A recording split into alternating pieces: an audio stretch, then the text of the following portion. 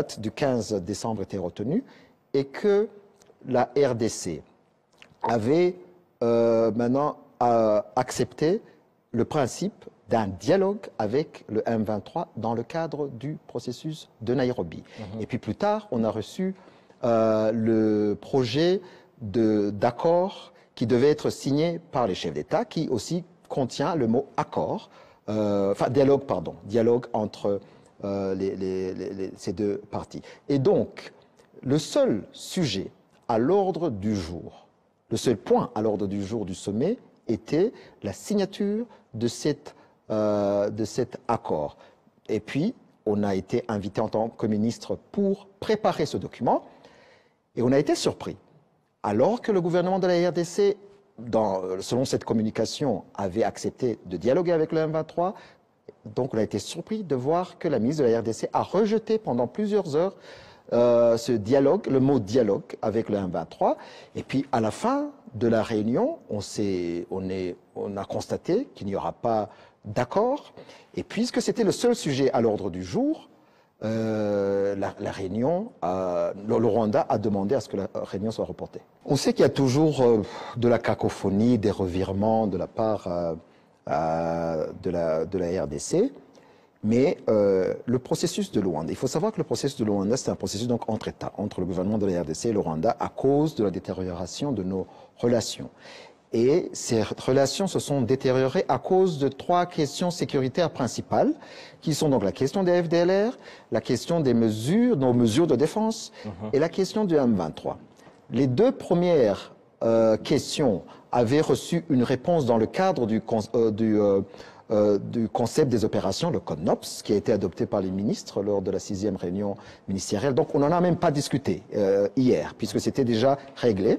La seule question qui restait, et c'est cette question du M23, et donc le Rwanda, bien sûr, souhaitait qu'il y ait un dialogue pour régler cette question une fois pour toutes, puisque le M23 que l'on a aujourd'hui, c'est la deuxième version du M23, puisqu'on avait déjà un autre conflit en 2012-2013 qui n'a pas été réglé. Si la question des M23 n'est pas réglée, bien sûr, elle va continuer à hanter les relations entre le Rwanda et la RDC, puisque de toute façon, la RDC nous accuse tous les jours de soutenir ce mouvement. Et puis, en outre, nous avons au Rwanda plus de 100 000 réfugiés, des Congolais Tutsis, cette communauté que les M23 défendent, qui a été marginalisée, persécutée et qui est victime des discours de haine. Mais il y a une autre question qui nous préoccupe de plus en plus, qui est les discours de haine ou les discours belliqueux de renversement du gouvernement du Rwanda de la part du président de la RDC lui-même, qui a récemment, le 17 novembre, déclaré que si le peuple on lui accordait l'opportunité de réviser la constitution congolaise, il changerait de régime au Rwanda. C'est pour ça d'ailleurs qu'on a nos mesures de défense à notre frontière, puisque ce n'est pas l'envie qui a manqué au président congolais de renverser le régime, c'est la capacité de le faire.